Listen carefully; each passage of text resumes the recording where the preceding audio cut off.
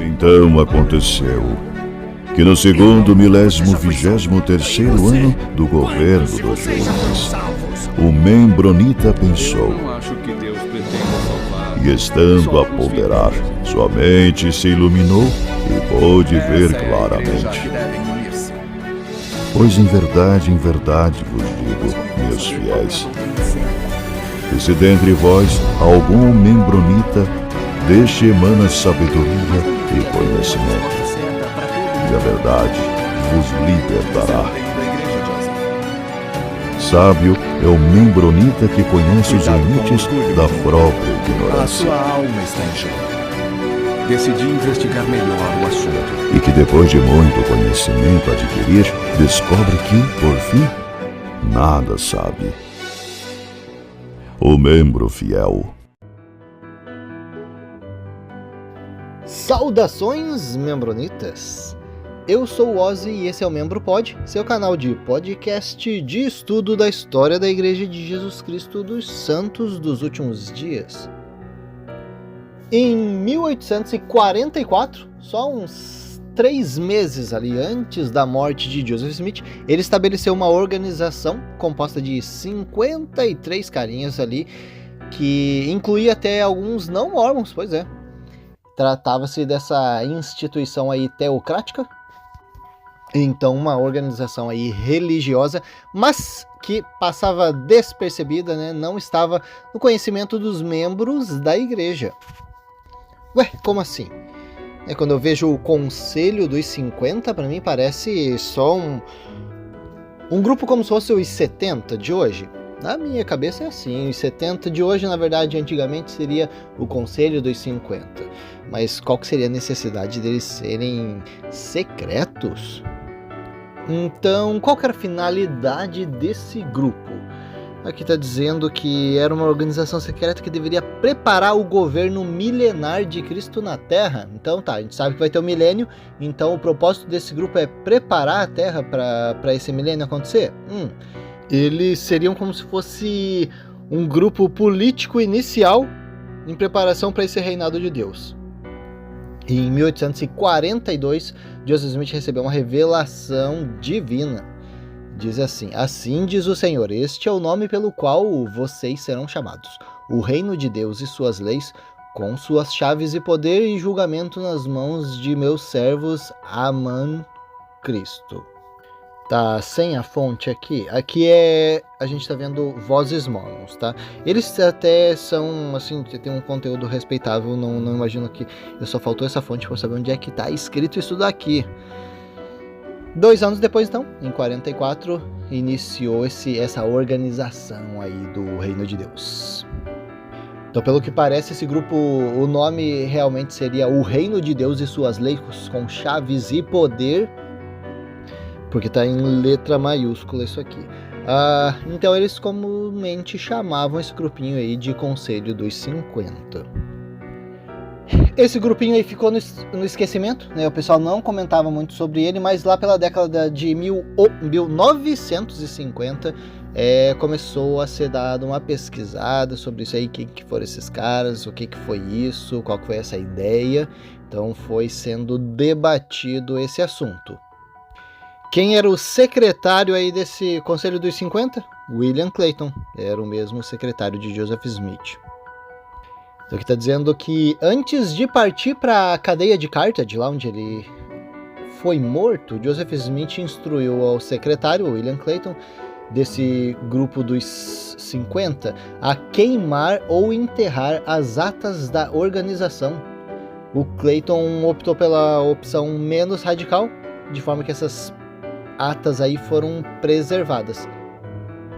Olha, interessante. Ele queria queimar ou enterrar os registros dessa organização. Então aqui está dizendo, no entanto, até hoje as mesmas não se encontram disponíveis para estudo. Então eu imagino que sim, a gente deve ter as atas dessas reuniões aí dos 50, mas a igreja não disponibiliza, deve estar naquela biblioteca secreta da igreja, talvez, provavelmente. Agora é interessante, né, cara? Por que Joseph queria queimar ou enterrar isso aí? E somado a isso, por que a igreja tem e não disponibiliza? Coisa boa não deve ser. Porque se o grupo dos 50 não existe mais e o milênio ainda não aconteceu, esse grupinho aí deve ter sido um grande delírio coletivo. Ou será que esse grupo de 50 ainda existe? Ah, fica aí a dica, será? Opa, não, pera. Uma ótima notícia veio ano passado. Essa publicação aqui foi em 2014, então em 2013, vamos ver o que aconteceu em 2013. O Departamento da História da Igreja anunciou que as atas poderão vir a ser publicadas pelo projeto Joseph Smith Papers. Olha, eu sei, pelo que eu estou ciente, esse projeto Joseph Smith Papers já está concluído? Não sei, não tenho certeza. Mas, se tiver, cara, será que isso está lá disponível? Interessante. Então, depois do martírio, ali quando Joseph faleceu, Brigham Young ele assumiu a liderança desse Conselho dos 50. E uma das primeiras ações dele já nesse grupo foi descontinuar a participação de pessoas que não eram membros da igreja dentro desse conselho, que na real não fazia muito sentido não. Uma vez que a igreja detém toda a autoridade e as ordenanças realizadas por ela são as ordenanças válidas, por que uma pessoa que não é membro da igreja, que não tem essas ordenanças, está ali num grupo seleto, responsável por organizar politicamente o milênio de Cristo? É uma ideia inclusiva, mas não faz muito sentido. Até porque o Conselho dos 50 tomava parte naquela disputa ali nos bastidores para a crise de sucessão. Então, cara, como é que você vai deixar algumas pessoas que não são membros da igreja num grupo que pode assumir o controle da liderança da igreja? Inclusive o James Strang, quando ele fez a separação dele da igreja, a parte dele, ele nunca tinha feito parte desse Conselho dos 50, mas né, na igrejinha, na réplica da igreja dele, ele quis criar, sim, o Conselho Teocrático semelhante a esse de Joseph Smith na igreja dele. Ele contou com a ajuda daquele George Miller. Esse George Miller, ele foi membro desse grupo original aí do Conselho dos 50, e ele era como se fosse um tesoureiro da igreja, o cara do financeiro. Então esse George Miller ajudou o James Strang a construir o grupinho dos 50 na igreja dele. Nesse grupo original do Conselho dos 50, teve 3 carinhas ali que eram mais influentes. Eles estavam querendo meio que tomar uma liderança e acabou que eles estabeleceram suas próprias organizações depois. Foram o James Emmett, Alpheus Cutler e Lyman White. Bom, esse grupo do Conselho dos 50, como a gente falou, iniciou em 44, terminou em 84, então 40 anos de existência desse grupo. Tiveram várias, vamos dizer assim, as composições, e obviamente foi entrando e saindo membros desse grupo, mas esse grupo em alguns momentos tinha maior relevância, maior importância hierarquicamente falando dentro da igreja, e em alguns momentos menos. Para quem está interessado nas fontes sobre esse Conselho dos 50, tem aquele historiador mormon Michael D. Quinn. Ele escreveu o artigo The Council of 50 and Its Members. Tá no BYU Studies, no volume 20, número 2, de 1980. Esse BYU Studies deve ser várias enciclopédias, né, com um monte de estudo do pessoal que desenvolve a coletânea desses materiais e deixa disponível ali, né? Então, volume 20, de 1980, número 2. Bom, para melhor entender qual que era a função desse grupo, o Conselho dos 50 foi criado por quê? Os membros da igreja eles tinham uma dificuldade na época de entender como funcionaria um governo político liderado por Deus em pessoa, né? Então, um governo teodemocrático que já existia antes da formação da Terra. E como que isso seria na prática aí nos aspectos da vida humana, da economia, da política em si? Então, o William Clayton, no diário dele, fez uma anotação assim bem valiosa para poder mostrar como que funcionava esse Conselho dos 50 e como funcionaria esse futuro governo teodemocrático. Então, em 10 de março de 1845, William Clayton escreveu assim: enquanto escrevendo e copiando os registros do reino, estava escrevendo essas palavras dadas pelo elder H.C. Kimball, ou Heber C. Kimball, no conselho, no dia 4. Se um homem, daí agora ele está citando o Heber C. Kimball, né? Se um homem pisar fora de seus limites, ele perderá seu reino, como foi com Lúcifer, e será dado a outros mais dignos. Aí fecha a fala do Heber C. Kimball. Volta o William Clayton falando: essa ideia me veio à mente.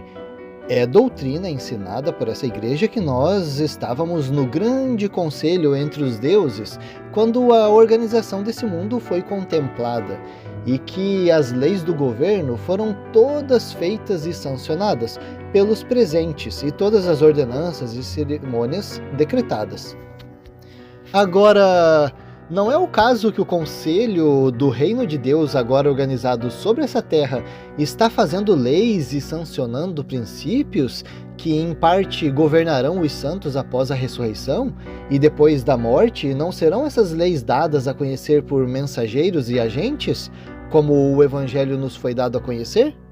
E não há uma similaridade entre este grande conselho e o conselho estabelecido antes da organização deste mundo? Fecha a fala do William Clayton aqui, que estava no diário dele. Então, é bem interessante. Dá um panorama interessante do que era o propósito desse Conselho dos 50. Para quem está interessado em ver essa fonte aí, está em An Intimate Chronic, The Journal of William Clayton. Então, foi feita uma coletânea do diário do William Clayton, foi feita por George D. Smith, Salt Lake, 1995. Próxima publicação que eu encontrei aqui, mais uma publicação do Voz dos Mormons, posterior, e eles estão dizendo aqui: atas do Conselho dos 50 serão publicadas em 2016. Então eles estão confirmando aqui, ó, editores do projeto Joseph Smith Papers anunciaram para o final de 2016 a publicação de um volume dedicado às atas do Conselho dos 50. Durante o período de Nauvoo. O anúncio foi feito durante a conferência anual do Mormon History Association. Vamos ver quem são os editores desse projeto: Ron Esplin, Matthew Grow e Richard Turley. E esses carinhas já deram uma prévia aí afirmando que não tem nada de sensacional nessas atas que serão publicadas. Será que os especuladores fizeram uma teoria da conspiração muito grande em cima de um assunto que, na verdade, nem tinha tanta relevância? Não sei. Pra mim, Ozzy, que tô pegando essa informação agora. Pessoal, isso aqui é estudo, tá? Eu tô estudando agora, com vocês. Se me perguntassem meia hora atrás o que eu sabia sobre o Conselho dos 50, nada muito relevante. Mas duas informações que estão batendo aqui na minha mente é: primeiro, por que cargas d'água que Joseph Smith queria que tacasse fogo nas atas desse Conselho dos 50? Se não tinha nada de sensacional, cara, por que não manter esses registros? E outra questão aqui na minha mente também é porque todo esse tempo a igreja teve essas atas guardadas lá na bibliotequinha secreta do Vaticano Mormon e não deixava de jeito nenhum disponível para a população dar uma analisada. Para mim, nessa leitura superficial, se essas atas estão sendo dispostas no projeto Joseph Smith Paper e eles estão dizendo que não tem nada de sensacional no que vai ser publicado, pode ser que a parte sensacional foi omitida, mas é minha especulação. O Vozes Mormons continua assim, 3 volumes manuscritos contendo as atas haviam saído do cofre da primeira presidência e sido entregues a Joseph Smith Papers em 2010. Então, o grupo conseguiu esses manuscritos em 2010. Aí eles dizem que no ano passado, ou seja, em 2013 para eles, o anúncio de que essas atas iriam vir a público gerou bastante expectativa na comunidade acadêmica, né? Porque é isso, o pessoal que estuda, mesmo membro ativo da igreja, fica muito curioso, fica muito interessado quando sabe de documentos que não estão disponíveis. É isso. Vamos dar uma olhadinha agora no site oficial da igreja. O que eles falam? Eles falam que tem um tópico chamado Conselho dos 50. Se você procurar na lupa, site da igreja, vai encontrar essa publicação. Vamos ver o que eles falam. Menos de 4 meses antes da sua morte, em 1844, Joseph Smith convocou um conselho para debater a proposta de assentamentos de santos dos últimos dias, localizados na época em áreas que ficavam fora dos Estados Unidos, como a Califórnia e o Texas. Califórnia e Texas? Fora dos Estados Unidos? Se o Membronita ouve nossos podcasts, ele sabe que isso aí fazia parte do México na época. Pois é, 1844, aquele canto esquerdo dos Estados Unidos, era tudo México. O conselho deliberava não somente sobre como os membros da igreja governariam esses assentamentos, mas também sobre como estabeleceriam um reino ou um governo político em preparação para o reino milenar de Jesus Cristo. Quando eles falam assentamentos, eles estão falando as colônias, né? Então eles chegam para colonizar um espaço, criam uma cidadezinha, e essa cidadezinha precisa ser governada. Então, basicamente, eles estabeleciam quais são as regras políticas desses grupinhos, né? Dessas colônias, desses assentamentos mormons. Então, eles eram baseados nas leis que eram as mesmas estabelecidas para o reino milenar de Jesus Cristo. Então, ou seja, eles já estavam se preparando politicamente para estar vivendo da mesma forma que iam viver dentro do milênio. O site da igreja continua. Joseph Smith e seus associados visualizaram esse conselho como o início de tal reino. O conselho era composto por cerca de 50 membros, que normalmente se referiam a ele como o Reino de Deus ou o Conselho dos 50. Joseph Smith pretendia que o conselho funcionasse separadamente da igreja. A igreja seria responsável por assuntos espirituais, pela salvação eterna dos filhos de Deus. O Conselho dos 50 seria uma organização cívica e política, formada para governar os homens nos assuntos cívicos. Muitos dos amigos mais próximos de Joseph participaram do conselho, inclusive membros da primeira presidência, do Quórum dos 12 Apóstolos e do Sumo Conselho ali de Nauvoo. Joseph Smith também permitiu que 3 não-mormons fizessem parte do conselho. Então a gente tem um número aqui, achei que tinha bastante. Então, 3 carinhas que não eram da igreja faziam parte do conselho. O que aconteceu? Por que os caras não se batizaram? Os caras eram gente boa, interessante politicamente falando, mas não quiseram ser membros da igreja? O desejo dos santos dos últimos dias de estabelecer o alicerce de um novo governo civil foi, em parte, uma reação às perseguições que sofreram no Missouri. Joseph Smith e outros líderes da igreja estavam convencidos de que os governos locais, estaduais, nacionais, não tinham a disposição de defender ou eram incapazes de proteger os direitos da igreja, como uma minoria religiosa. Um dos importantes propósitos do conselho era o de estabelecer medidas de proteção aos direitos religiosos e de adoração dos santos dos últimos dias e de outras pessoas. As atas do conselho contêm ensinamentos vigorosos de Joseph Smith sobre a liberdade religiosa. Ele falou sobre a importância de nos livrarmos de qualquer comportamento fanático e de intolerância para com as crenças religiosas de um homem.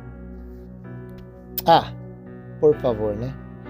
Tá parecendo aquele discurso do sermão do King Follett, quando Joseph falou... Eu falei Joseph. Cara, e vai ficar, porque eu não vou editar isso aqui. O Joseph. Ele falou que ele nunca fez mal pra ninguém, nunca desejou mal pra ninguém, sempre respeitou a crença religiosa de todo mundo. Enfim, foi uma piada aquele discurso. Pra quem não ouviu, ouve lá que é interessante. Então assim, cara, se nessa ata tá dizendo que ele tem que se livrar de qualquer comportamento fanático, e o que o Brigham Young fez com os membros da igreja que estavam vindo no inverno? Falou, olha, pessoal, vocês querem esperar o inverno passar? Beleza, segunda vinda tá aí. Vocês querem fazer parte? Não? Vocês que sabem. Aí vai e me morre 200 pessoas no meio da neve. Por quê? Porque além de fazer essa pressão psicológica, ele tinha disponível os vagões, mas ele preferiu usar para questões comerciais dele, em vez de fazer uma assessoria para esses membros da igreja que fariam o trajeto no meio do inverno. Então, essas atas aí do Conselho dos 50 falam basicamente sobre se livrar de comportamento fanático. Ok. Quando tinha um carinha lá perseguindo a igreja, que Joseph Smith falou, cara, a gente tem que se livrar desse cara, ele tá incomodando demais. Entendeu? O cara foi morto. Deve estar no episódio que fala sobre o comportamento agressivo de Joseph. A ata aí fala também sobre combater a intolerância das crenças religiosas. Lembra, a gente deu uma estudadinha, quando a igreja vinha se estabelecer num novo ambiente, eles queriam dominar todas aquelas terras, e as pessoas que já moravam ali, eles tinham que meio que ou virar membro ou ser expulso. Porque eles não... Por quê? Calma, pera. Aquelas terras, elas foram separadas por Deus para eles, para os membros da igreja. Então, quem está ali é intruso. Então, ou seja, né? Está tendo uma invasão e uma intolerância aí. Outro exemplo de intolerância e também de fanatismo foi a própria gráfica, né? O Nauvoo Expositor. Teve uma publicação, já foi tacado fogo e destruído? Bom, se o Conselho dos 50 estava ali organizado para combater o fanatismo e a intolerância, eles estavam meio que sendo ineficientes nisso aí. Bom, vamos continuar aqui com a publicação do site da igreja. Está quase terminando.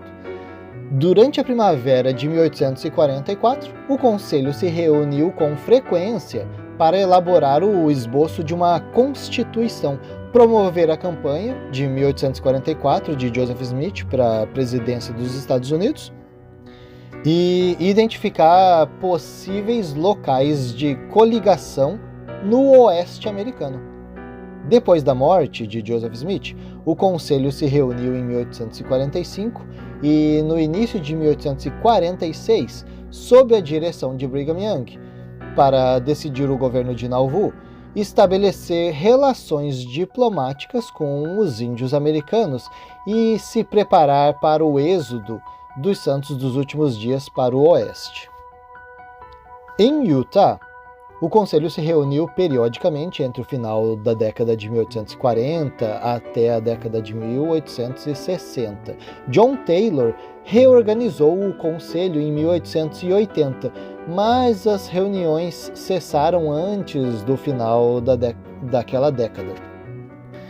Interessante, então, aqui funcionou de 1840 até 60, 20 anos, fazendo bastante reunião, né?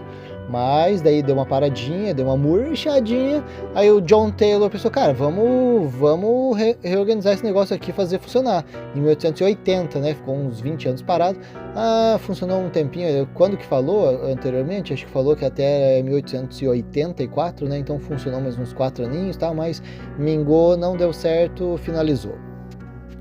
Agora é interessante, cara, a gente viu o progresso da igreja, mas em 1844, viu ali, ó, 1842, Joseph Smith recebeu essa ordenança, essa ideia aí, ó, vamos organizar um grupo político, mas que esteja associado com a igreja? Vamos! Então essas ideias políticas de Joseph estavam crescendo. Ó, ele já era o prefeito, ele era o prefeito de Nauvoo, né? E aí em 1844. Ele foi morto, ok, né? Mas olha só a movimentação política que ele já estava fazendo, cara. Ele estava querendo ser presidente dos Estados Unidos, e mesmo que não ganhasse, o que até estudiosos mormons afirmam, cara, né, legal, ele estava fazendo, mas chance mesmo? Não tinha, cara, não tinha. Eu sei, né, tinha bastante membro para lá e para cá, mas ele não tinha chance de ganhar, eram mínimas, a presidência dos Estados Unidos.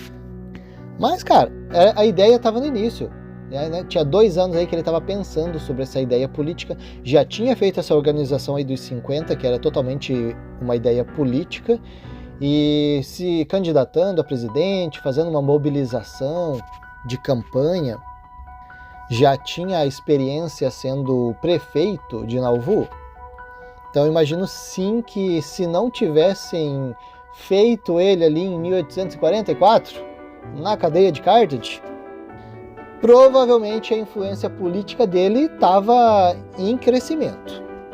E olha, pessoal, por mais, assim, eu não quero ser o anti-mormon que vai falar contra Joseph, mas não acho mesmo que um governo político liderado por Joseph Smith seria bom, não. Nem justo, pelas atitudes dele, cara, ele não ia ser legal, não. Mas é isso aí, pessoal. É a nossa pesquisinha aqui sobre o Conselho dos 50. É uma pesquisa rápida de internet, tudo que eu consegui encontrar eu repassei aqui para vocês.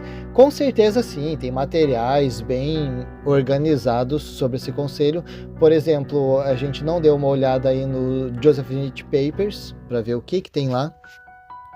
Tem alguns documentos, alguns livros, sim, que falam especificamente sobre esses registros, então deve ter bastante detalhes lá. Mas assim, para a gente entender, membro da igreja, membronita, que não fazia nem ideia do que era essa organização, agora, se alguém perguntar, já sabe, já tem conteúdo, já tem contexto para poder falar sobre o assunto. E ainda vai falar assim, sabe onde que eu vi isso? Lá no Membro Fiel, lá o Membro Pod, tem um episódio que ele fala sobre o Conselho dos 50. Dá uma olhada lá, já vê o resto do conteúdo. Super interessante. Porque até então, na minha mente, o Conselho dos 50 para mim era um grupo religioso. Eu não fazia ideia que era um grupo político. E era como se fosse só o Conselho dos 70, né? O Quórum dos 70. Como se fosse um novo grau de hierarquia aí depois do Quórum dos 12. A gente vai ficando por aqui com esse episódio. Dá uma curtida lá, segue nossos canais, deixa o seu comentário e até a próxima.